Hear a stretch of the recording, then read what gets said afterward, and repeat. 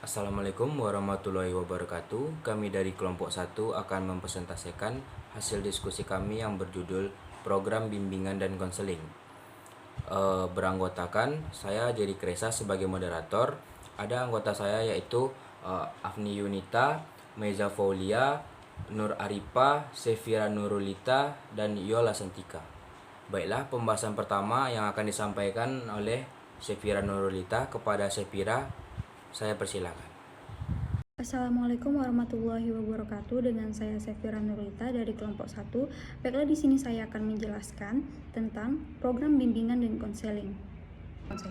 Pelayanan bimbingan dan konseling merupakan satu pilar penyangga dalam membantu mengoptimalkan perkembangan siswa di samping pilar-pilar lainnya. Untuk unit pelayanan bimbingan dan konseling itu sendiri, dari segi struktur organisasi, sekolah merupakan bagian teknis dari sistem persekolahan. Pelayanan BK sebagai bagian dari sekolah memiliki ruang garapan yang tidak sama dengan unit lainnya yang ada di lembaga sekolah. Oleh karena itu, seyogyanya pelayanan BK dikelola dengan semestinya, mulai dari membuat program, melaksanakan kegiatan, sampai mulai dari pada melakukan evaluasi dan analisis tindak lanjut.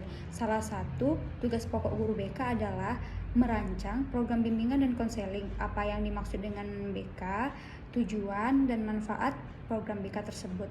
1. Pengertian program. Setiap guru BK perlu membuat program BK karena membuat program BK merupakan tugas pokok pertama pada guru BK, karena rencana program ini dijadikan acuan pelaksanaan kegiatan bimbingan dan konseling berlangsung. Adapun pada rancangan program tersebut ditujukan kepada siapa, oleh siapa, bila mana, dan di mana tindakan apa yang akan dilakukan untuk selanjutnya.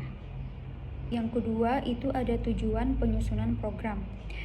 Dewa Ketut Soekardi 2003 halaman 8 memaparkan tujuan penyusunan program BK ini agar guru bimbingan dan konseling memiliki pedoman yang pasti dan sangat jelas, sehingga dapat terlaksanakan secara lancar, efektif, dan efisien, serta hasil-hasilnya dapat dinilai. Adapun manfaat penyusunan program BK yaitu memiliki manfaat keuntungan bagi banyak pihak seperti pihak sekolah, petugas bimbingan, dan pengelolaan pendidikan. Yang pertama itu ada keuntungan bagi sekolah. Yang pertama itu adalah memperkokoh kekompakan kerjasama antara petugas bimbingan dengan guru bidang studi atau wali kelas, kepala sekolah, dan staf administrasi sekolah. Yang kedua, sarana bimbingan dan konseling yang lebih memadai dan fungsional. Yang ketiga, terwujudnya tradisi musyawarah dalam penyusunan program bimbingan di sekolah, mendorong petugas bimbingan dan konseling untuk mewujudkan suatu organisasi yang kaya dengan kegiatan yang profesional. Yang keempat, mantapnya kedudukan dan peranan bimbingan dan konseling sebagai suatu kegiatan yang fungsional dalam membantu tercapainya kelancaran dan keberhasilan siswa belajar secara optimal. Yang kelima, secara langsung terhindarnya dari usaha pelaksanaan layanan bimbingan yang bersifat trial and error. Yang terakhir, sekolah atau kepala sekolah lebih mudah untuk mengadakan evaluasi program. B. Keuntungan bagi guru bimbingan dan konseling. Yang pertama, petugas bimbingan akan memiliki keterampilan dalam penyusunan program bimbingan secara lebih terarah dan operasional. Yang kedua, terwujudnya bentuk kerjasama di antara petugas bimbingan, guru, kepala sekolah, dan staf sekolah lainnya. Yang ketiga, adanya input dari guru dan staf sekolah lainnya, maka akan dapat dirumuskan secara tepat masalah bimbingan dan konseling yang dihadapi di sekolah. Yang keempat, petugas bimbingan akan dapat merumuskan dan memilih bentuk-bentuk kegiatan apa yang akan memecahkan suatu masalah yang sedang dihadapinya. Yang kelima, petugas bimbingan akan dapat menyusun program kerja yang jelas, terencana, dan operasional. Yang keenam, petugas bimbingan akan memiliki keterampilan dalam kegiatan pelaksanaan bimbingan dan konseling di sekolah secara lebih operasional, kontinu, dan terarah. Yang ketujuh, petugas bimbingan akan memiliki pengertian tentang kewajiban dan kewenangannya, serta apa yang harus dikerjakannya. Yang terakhir, dalam pelaksanaan layanan bimbingan di sekolah akan dapat dihindari terjadinya overlapping antara petugas bimbingan dengan staf sekolah lainnya. C. Keuntungan bagi pengelolaan pendidikan. Yang pertama yaitu memberikan dasar rasional dalam mengimplementasikan program bimbingan dan konseling di sekolah. Yang kedua, menjamin kualitas program bimbingan dan konseling di sekolah.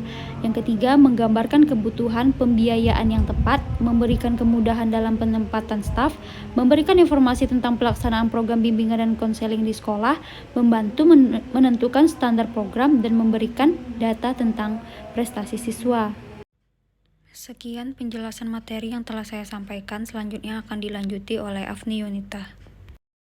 Assalamualaikum warahmatullahi wabarakatuh. Perkenalkan, nama saya Afni Yunita dari kelompok 1. Di sini saya akan menyampaikan materi selanjutnya mengenai prinsip-prinsip program bimbingan konseling. Penyusunan program bimbingan di sekolah memegang peranan yang sangat penting dalam rangka keberhasilan pelaksanaan bimbingan.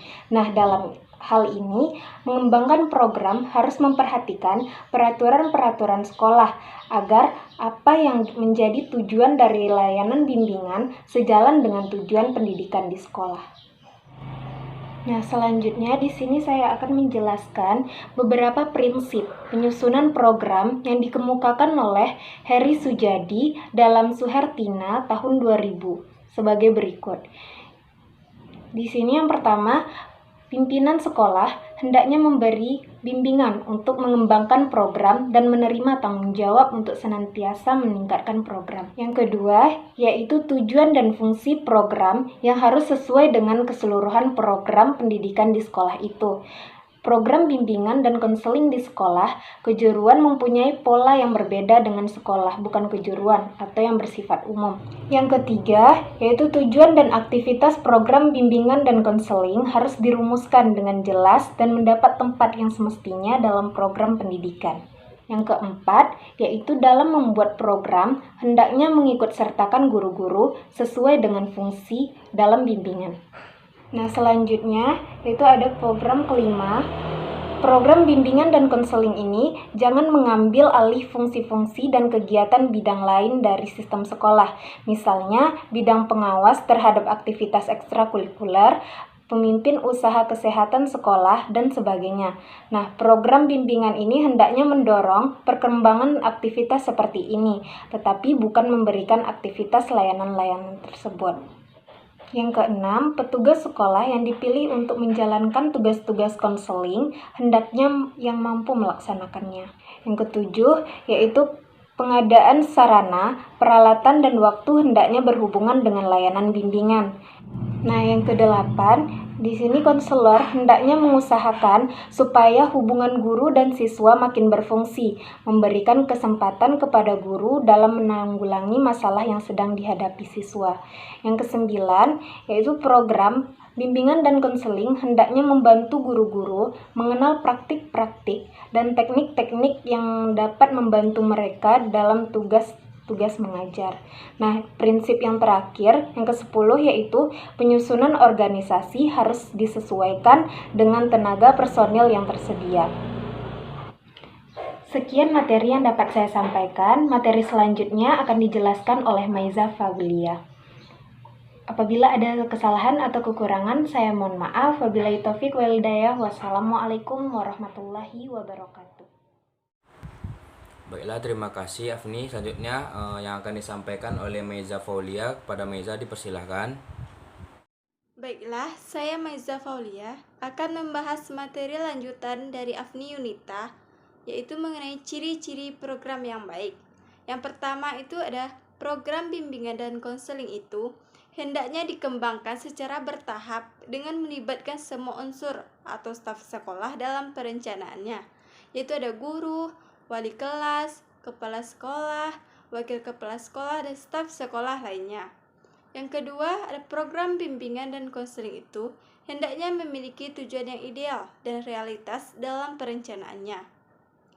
Yang ketiga, ada program bimbingan dan konseling itu hendaknya mencerminkan komunikasi yang kontinu antara semua unsur atau staf yang bersangkutan. Yang keempat, ada program bimbingan dan konseling itu hendaknya menyediakan atau memiliki fasilitas yang diperlukan. Yang kelima, ada program bimbingan dan konseling hendaknya memberikan pelayanan kepada semua siswa. Yang keenam, program bimbingan dan konseling hendaknya menunjukkan peranan yang signifikan dalam menghubungkan dan memadukan sekolah dengan masyarakat. Yang ketujuh, program bimbingan dan konseling hendaknya memberikan kesempatan untuk melaksanakan penilaian terhadap diri sendiri. Yang kedelapan, program bimbingan dan konseling hendaknya menjamin keseimbangan pelayanan bimbingan dan konseling. Sekian dari saya, materi selanjutnya akan dibahas oleh Yola Santika. Assalamualaikum warahmatullahi wabarakatuh. Saya Yola Santika dari kelompok 1 ingin mempresentasikan hasil diskusi dari kelompok kami. Saya akan melanjutkan materi presentasi dari Maiza Faulia. Judul materi saya, faktor-faktor yang dipertimbangkan dalam menyusun program. Di sini ada 6 macam. Yang pertama itu tujuan, yang kedua kegiatan bimbingan, yang ketiga petugas bimbingan dan konseling, yang keempat fasilitas yang tersedia, yang kelima biaya, yang keenam siswa. Baiklah, saya akan menjelaskan satu persatu tentang faktor-faktor yang dipertimbangkan dalam menyusun program ini. Yang pertama, tujuan. Tujuan dari bimbingan haruslah sejalan dengan tujuan yang ada dalam pendidikan. Oleh sebab itu, program yang ada dalam bimbingan harus sejalan pula dengan program yang ada dalam pendidikan. Dengan demikian, bimbingan merupakan salah satu komponen yang ada dalam pendidikan yang dapat menunjang keberhasilan tujuan pendidikan. Yang kedua, kegiatan bimbingan. Kegiatan ini dilakukan oleh sekolah, baik yang berhubungan dengan jenis kegiatan, jumlah petugas, waktu, tempat, sarana dan prasarana yang tersedia. Yang ketiga, petugas bimbingan dan konseling. Untuk melakukan kegiatan ini, petugas bimbingan perlu membicarakan terlebih dahulu dengan jelas. Untuk itu perlu diketahui berapa jumlah guru bimbingan konseling yang ada di sekolah tersebut. Baiklah, yang keempat, fasilitas yang tersedia. Fasilitas yang diperlukan adalah fasilitas fisik, yang diantaranya itu ruang untuk kegiatan konseling, ruang pertemuan, ruangan untuk kegiatan bimbingan kelompok, lanjut ruang untuk ruang penyimpanan data dan ruang tunggu. Alat-alat perlengkapan untuk ruangan itu seperti meja, kursi, ada tempat penyimpanan data, dan papan tulis dan lain-lain. Selanjutnya, di samping diperlunya fasilitas fisik, diperlukan juga fasilitas teknis, yaitu alat-alat pengumpulan data seperti tes, angket, data cek, dan skala penilaian dan lain-lain. Yang kelima, biaya. Program yang tersusun dengan baik jika adanya biaya yang memadai. Jika adanya biaya yang memadai, maka dibutuhkan biaya yang cukup. Dengan itu, biaya tersebut digunakan untuk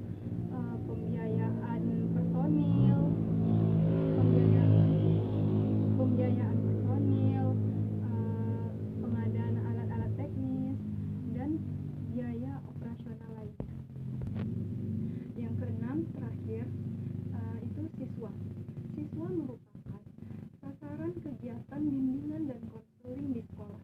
Oleh sebab itu, perlu pertimbangan dalam merencanakan suatu kegiatan, sehingga rencana kegiatan yang telah kita rancang ini tidak merugikan proses hasil belajar siswa di sekolah. Baiklah, sekian dari materi yang telah saya sampaikan. Lebih dan kurang saya mohon maaf. Materi selanjutnya akan dijelaskan oleh Nur Arifah. Saya akhiri. Wassalamualaikum warahmatullahi wabarakatuh. Assalamualaikum warahmatullahi wabarakatuh. Perkenalkan, nama saya Nur Arifah. Baiklah, di sini saya akan melanjutkan materi mengenai program bimbingan dan konseling. Yang saya jelaskan yaitu mengenai jenis program. Jenis program ini terbagi menjadi 5. Yang pertama, program tahunan, yaitu program pelayanan, bimbingan, dan konseling meliputi seluruh kegiatan selama 1 tahun ajaran untuk masing-masing kelas rombongan belajar satuan pendidikan. Yang kedua, program semesteran, yaitu program pelayanan, bimbingan, dan konseling meliputi seluruh kegiatan selama 1 semester yang merupakan jabaran program tahunan. Yang ketiga, program bulanan, yaitu program pelayanan, bimbingan, dan konseling meliputi seluruh kegiatan selama 1 bulan yang merupakan jabaran program semesteran. Yang keempat, program mingguan, yaitu program pelayanan, bimbingan, dan konseling meliputi seluruh kegiatan selama 1 minggu yang merupakan jabaran program bulanan. Yang kelima, program harian, yaitu program pelayanan, bimbingan, dan konseling yang dilaksanakan pada hari-hari tertentu dalam 1 minggu. Nah, yang berikutnya yaitu yang dikemukakan oleh Wardan. Ini terbagi menjadi 3. Yang pertama, program tahunan yang di dalamnya meliputi program semesteran dan bulanan, yaitu program yang dilaksanakan selama 1 tahun pelajaran dalam unit semesteran dan bulanan. Program ini mengumpulkan seluruh kegiatan selama 1 tahun untuk masing-masing kelas. Program tahunan ini dipecah menjadi program semesteran, dan program semesteran dipecah menjadi program bulanan. Yang kedua, program bulanan yang di dalamnya meliputi program mingguan dan harian, yaitu program yang dilaksanakan selama 1 bulan dalam unit mingguan dan harian. Program ini mengumpulkan seluruh kegiatan selama 1 bulan untuk kurun bulan yang sama dalam tahun-tahun sebelumnya dengan modifikasi sesuai dengan kebutuhan siswa. Yang ketiga, program harian, yaitu program yang dilaksanakan pada hari-hari tertentu dalam 1 minggu. Program harian ini merupakan jabaran dari program mingguan untuk kelas tertentu. Program ini dibuat secara tertulis pada satuan layanan dan kegiatan pendukung bimbingan dan konseling. Nah, jadi program yang telah dijelaskan tersebut satu sama lain saling terkait. Program seperti program tahunan di dalamnya meliputi program semester. Program semester di dalamnya meliputi program bulanan. Program bulanan di dalamnya meliputi program mingguan, dan program mingguan di dalamnya meliputi program harian. Program harian disusun dalam bentuk rencana pelaksanaan layanan atau RPL dan satuan layanan Satlan, dan rencana kegiatan pendukung atau RKP. Baiklah, terima kasih kepada Nur Arifah. Baiklah, di sini saya akan memberikan kesimpulan dari materi kami, yang dimana program bimbingan dan konseling tersebut ialah sejumlah kegiatan bimbingan dan konseling yang direncanakan dan dilaksanakan dalam jangka waktu tertentu, yang dimana sekolah bertujuan untuk membantu konseli agar dapat mencapai tugas-tugas perkembangannya. Sedangkan tujuan dari program bimbingan dan konseling ini ditujukan untuk umum dan tujuan untuk khusus. Layanan bimbingan dan konseling di sekolah atau madrasah diklarifikasi ke dalam 4 komponen layanan, yaitu ada pelayanan dasar, pelayanan responsif, perencanaan individual, dan dukungan sistem. Yang dimana program bimbingan di sini memiliki tujuan masing-masing dan jenjang pendidikan yang dirumuskan sesuai dengan karakteristiknya. Yaitu yang pertama ada program bimbingan di TK, yaitu taman kanak-kanak. Yang kedua, program bimbingan di SD, yaitu sekolah dasar. Selanjutnya program bimbingan di SMP, sekolah menengah pertama.